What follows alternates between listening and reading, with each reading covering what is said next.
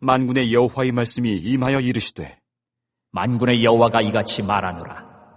내가 시온을 위하여 크게 질투하며 그를 위하여 크게 분노함으로 질투하노라. 여호와가 이같이 말하노라.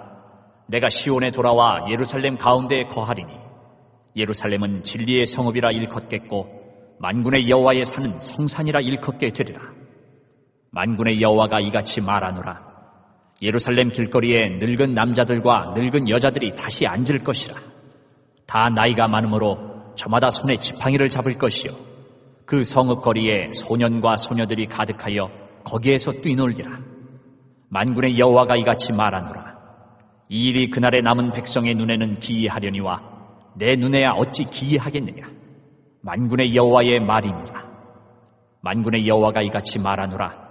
보라, 내가 내 백성을 해가 뜨는 땅과 해가 지는 땅에서부터 구원하여 내고 인도하여다가 예루살렘 가운데에 거주하게 하리니 그들은 내 백성이 되고 나는 진리와 공의로 그들의 하나님이 되리라.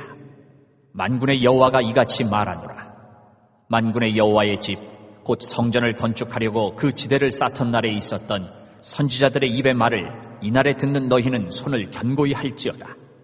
이날 전에는 사람도 삭슬 얻지 못하였고 짐승도 삭슬 받지 못하였으며 사람이 원수로 말미암아 평안히 출입하지 못하였으나 내가 모든 사람을 서로 풀어주게 하였느니라. 만군의 여호와의 말씀이니라. 이제는 내가 이 남은 백성을 대하기를 옛날과 같이 아니할 것인즉 곧 평강의 씨앗을 얻을 것이라.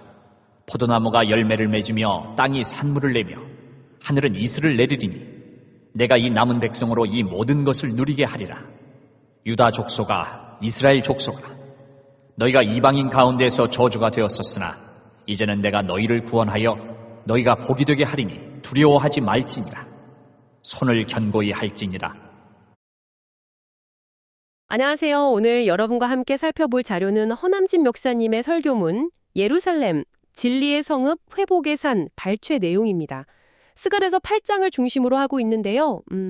이게 바벨론 포로기 이후에 완전히 파괴됐던 예루살렘의 재건, 그 과정에서 주어진 어떤 희망의 메시지라고 할 수 있겠죠. 네, 맞습니다. 그래서 오늘은 이 파괴되고 정말 절망적인 상황에 놓였던 예루살렘에 대한 그 놀라운 회복의 약속, 그리고 그 과정에서 우리 인간에게 요구되는 역할은 또 무엇일지 이 자료를 통해서 좀 깊이 들어가 보겠습니다. 네, 아주 흥미로운 주제입니다. 이게 단순히 그냥 건물이 다시 세워지고 이런 걸 넘어서서요. 그 공동체의 본질적인 변화, 그러니까 어떤 예루살렘으로 회복될 것인가에 대한 기대가 담겨 있거든요. 아, 그쵸. 네, 거의 70년 동안 폐허였던 도시가 어떻게 변할 거라고 약속되는지 그 내용을 좀 자세히 들여다볼 필요가 있습니다. 그럼 먼저 당시 예루살렘 상황을 좀 더 생생하게 그려볼까요? 성벽은 다 무너졌고 또 가장 중요하다고 할 수 있는 성전은 완전히 파괴됐죠. 네, 불타버렸죠. 그리고 수많은 사람들이 죽거나 아니면 포로로 끌려갔고요. 그 느헤미야 같은 경우는 70년이 지났는데도 여전히 황폐하다는 고국 소식을 듣고 막 금식하면서 울었다고 하니까 네네. 그 절망감이 얼마나 깊었을지 상상이 갑니다. 바로 그 잿더미 위에서 스가랴서 8장은 정말 상상하기 어려운 약속을 선포하는 겁니다. 예루살렘이 이제 진리의 성읍으로 불릴 것이다. 아, 진리의 성읍이요? 네, 이게 과거의 온갖 거짓과 술수, 부정의가 판치던 모습과는 완전히 다른 정말 진실함이 가득한 그런 공동체가 될 거라는 의미인 거죠. 그렇군요. 또 주변 산들이 거룩한 산, 성산으로 불릴 거라는 약속도 참 인상 깊습니다. 그렇죠. 과거에는 그 산들이 막 우상 숭배의 장소였잖아요. 맞습니다. 온갖 우상들이 가득했죠. 그런데 이제는 신앙적인 순수함, 그 거룩함이 회복될 거라는 선언인 거죠. 와. 그리고 사실 가장 감동적인 이미지는 이거 같아요. 길거리의 노인들과 아이들이 다시 가득하게 될 거라는 묘사요. 아, 맞아요. 그 4절, 5절 말씀이죠. 네, 전쟁이나 포로 생활에서 가장 고통받는 이들이 사실 노인과 아이들이잖아요. 그렇죠. 약자들이죠. 그런데 그분들이 평화롭게 이제 지팡이를 짚고 다니시고 아이들이 막 뛰노는 모습, 이게 바로 완전한 평화와 안식이 회복된 공동체의 모습을 상징적으로 보여주는 정말 강력한 비전인 것 같습니다. 듣기만 해도 정말 가슴이 벅차오르는 그런 약속인데 근데 당시 사람들한테는 이게 현실적으로 와닿았을까 싶어요. 너무 믿기 어려운 얘기잖아요. 네, 당연히 그랬을 겁니다. 그래서 성경에도 나오잖아요. 남은 백성의 눈에는 기이하려니와. 아, 네, 6절 말씀. 네, 70년 동안 폐허했던 곳이 갑자기 그렇게 평화로운 도시가 된다는 게 인간적인 눈으로 보면 이상한 일, 기적 같은 일로 보일 수밖에 없죠. 그렇죠. 하지만 바로 다음 구절에서 하나님은 딱 잘라서 말씀하세요. 내 눈에 어찌 기회하겠느냐. 아, 네, 이건 뭐 인간의 한계를 완전히 뛰어넘는 하나님의 전능하심을 강조하는 거죠. 설교문에서도 짚어주셨듯이 뭐 100세 된 할아버지가 아들을 얻거나 홍해가 갈라지는 그런 사건들처럼 하나님께는 불가능이 없다는 믿음, 이게 이 약속의 아주 중요한 기초가 되는 겁니다. 네. 하나님의 그런 전능하신 능력으로 회복이 약속되는데 그렇다면 왜 백성들에게 손을 견고히 할지어다 이런 적극적인 역할을 요구하시는 걸까요? 이 둘의 관계가 좀 궁금해지는데요. 정말 중요한 질문을 하셨습니다. 이게 이 설교문의 핵심 통찰이라고 할 수 있는데요. 네.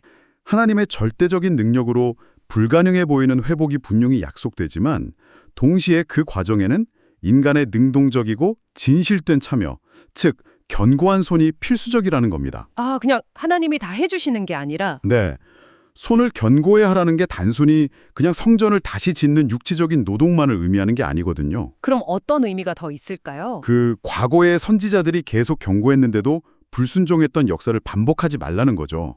이제는 정말 하나님의 말씀에 귀 기울이고 그 뜻대로 순종하며 살아가라는 뭐랄까 삶의 태도 전반에 대한 요청인 거예요. 그렇군요. 그러니까 하나님의 주권적인 은혜가 먼저 주어지는 건 맞지만 그 은혜가 우리 현실 속에서 이루어지려면 인간의 책임 있는 순종과 참여가 필요하다는 거죠. 아, 하나님의 은혜와 인간의 책임, 이 두 가지가 함께 가는 거군요. 네, 바로 그겁니다. 그러면 하나님께서 요구하시는 그 견고한 손이라는 건 구체적으로 어떤 마음가짐, 어떤 신앙 자세를 의미하는 걸까요? 설교문에서는 이스라엘이 심판받았던 근본 원인을 좀 짚으면서 설명하는 것 같던데요? 네, 맞습니다. 근본 원인으로 우상 숭배를 지적하는데 이게 우리가 흔히 생각하는 것처럼 그냥 다른 신상에게 절하고 섬기는 행위만을 뜻하는 게 아니라고 설명해요. 아, 그래요? 네, 하나님을 믿는다고 말은 하면서도 실제로는 뭐 신뢰하지 않는다거나 아니면 하나님과의 어떤 인격적인 관계, 사랑의 교제는 없이 그냥 의무감이나 두려움 때문에 제사를 드리고 기도를 하는 것. 이런 형식주의적인 신앙까지도 넓은 의미에서 우상 숭배에 포함된다는 겁니다. 와, 듣고 보니 그러네요. 결국 행위 자체가 아니라 그 동기, 마음의 중심이 중요하다는 말씀이시군요. 정확합니다. 하나님과의 살아있는 관계가 빠진 신앙이 얼마나 위험할 수 있는지를 지적하는 거죠. 그리고 더 나아가서 그런 형식적인 신앙에 머무르면서 나는 손을 견고히 하고 있어 라고 착각하고 그러면서 자기보다 좀 부족해 보이는 다른 사람들을 쉽게 막 비난하고 정죄하는 태도, 이것도 경계해야 할 모습으로 제시가 됩니다. 아, 자기의에 빠지는 거군요. 그렇죠. 진정한 신앙은 그런 외적인 모습이나 남을 판단하는 게 아니라 정말 하나님의 사랑을 깊이 깨닫고 그 안에서 각자 자기 자리를 지키면서 묵묵히 그리고 성실하게 하나님 나라를 위해서 살아가는 것. 그것이 바로 손을 견고히 하는 삶이라고 이 설교문은 강조하고 있습니다. 네, 오늘 살펴본 이 자료는 폐허가 된 예루살렘의 회복 이야기를 통해서 절망 속에서도 일하시는 하나님의 능력, 그리고 그 위대한 계획에 우리를 동참하도록 부르시는 그런 메시지를 전해주네요. 네네. 하나님의 그 놀라운 은혜와 우리의 책임 있는 순종이 만날 때 비로소 진정한 회복이 시작된다는 깊은 울림이 있는 것 같습니다. 이 메시지가 오늘 청취자 여러분의 현재 상황에는 또 어떤 의미로 다가오는지 잠시 생각해 보시는 것도 좋겠습니다. 네, 특히 손을 견고히 하라는 이 명령은 오늘 우리 모두에게 정말 중요한 질문을 던지는 것 같아요. 각자의 삶에서 뭔가 회복이 필요하다고 느끼는 영역이나 아니면 도저히 이건 불가능해 보이는 문제 앞에서 우리는 과연 어떻게 믿음으로 반응하면서 우리의 손을 견고히 하여 하나님의 일에 참여할 수 있을까? 이 질문을 한번 곱씹어보는 그런 시간이 되셨기를 바랍니다.